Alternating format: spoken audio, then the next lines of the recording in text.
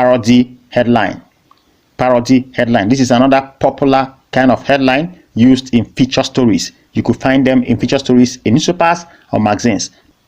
So here you use the title of maybe a novel and then you combine it with your own words and you come up with the parody title. For instance, you could have a title about the Senate. Instead of saying things fall apart, you could say the Senate falls apart. That is parody. That is parody.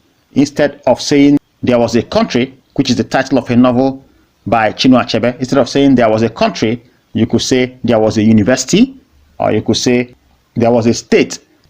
In writing about unnecessary debate by the National Assembly members over the national budget, a caption could be much ado about national budget. Much ado about national budget. Here you have combined the title of the work by Shakespeare and your own words. You can also have a parody title that goes this way: the gods can now be blamed.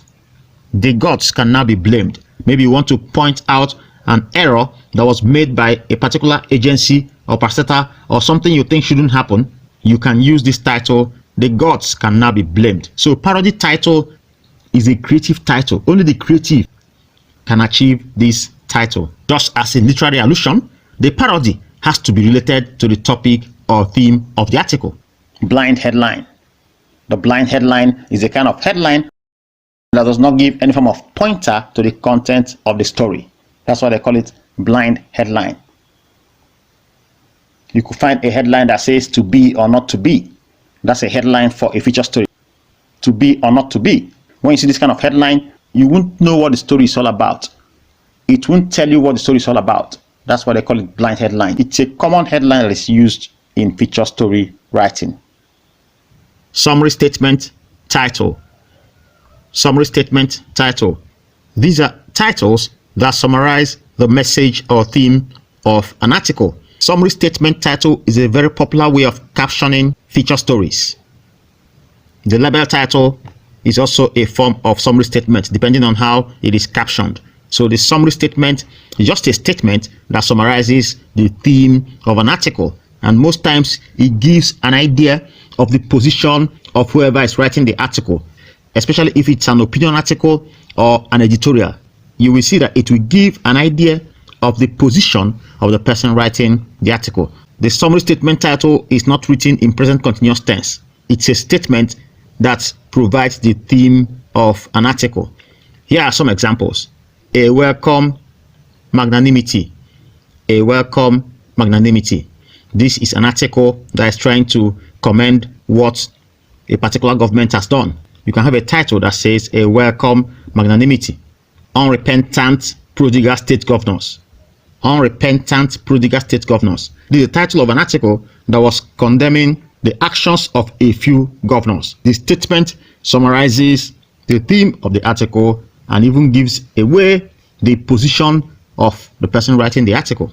But if it's a feature story that where you don't need to opinionate, you can simply just give the summary statement without even giving away your position. Other examples of summary statement are saving Nigeria's education sector. Saving Nigeria's education sector. That's a summary statement title. Improving agriculture in Nigeria. Improving agriculture in Nigeria. That's a summary statement title.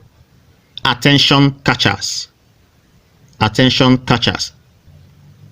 This refers to article titles that are striking and provocative such that they attract immediate attention and arouse the curiosity of the reader.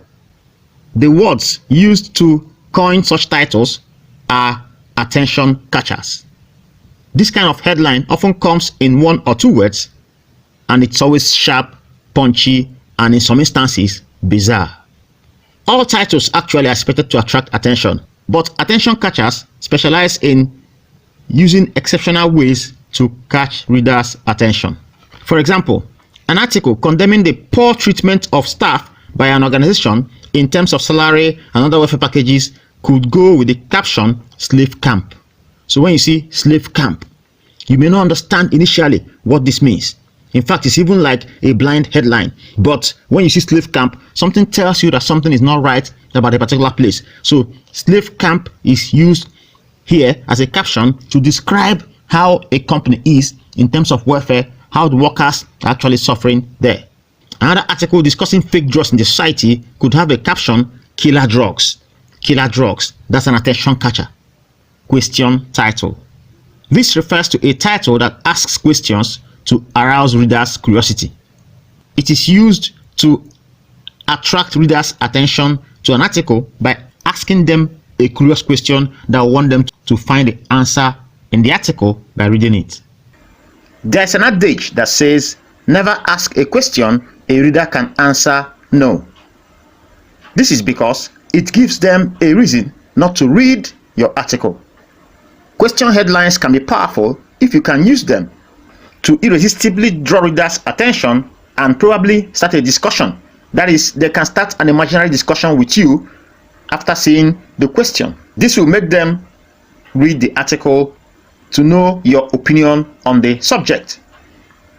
This is not to say that you won't find a question headline that will look as if it has a yes or no answer, but there's a way you put it such that the reader will not just say yes or no, but will be curious to find out what your position on that particular issue is. Let's look at these examples. For instance, you can have a question headline, why does your vehicle break down? Why does your vehicle break down? Do you know why your customers are leaving? Do you know why your customers are leaving? Why do tourists visit Kaduna? Do you know you have these rights as a Nigerian? Do you know you have these rights as a Nigerian? So the question headline is a very creative headline, and you need to be creative to be able to write a good question headline. Direct address title. These are titles that address the readers directly. When you see the direct address headline, it is as if it is addressing the reader directly. It adopts the you or yours approach to drag the reader's attention to the content of a work.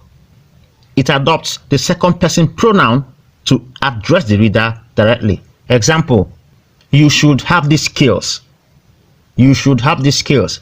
This could be the headline of a how to do it article about a particular skill or in a particular entrepreneurship area. Two headlines can also be combined here, both the question headline and the direct address headline. For instance, you could say, do you know why your customers are leaving? Do you know why your customers are leaving? This is both question title and direct address title. Hi everyone, I'm your favorite doc. I don't know why you guys don't subscribe to my YouTube channel even after watching my videos, but I give you guys good content, yet you don't subscribe. Oh no, I want blue. Subscribe to my YouTube channel, please.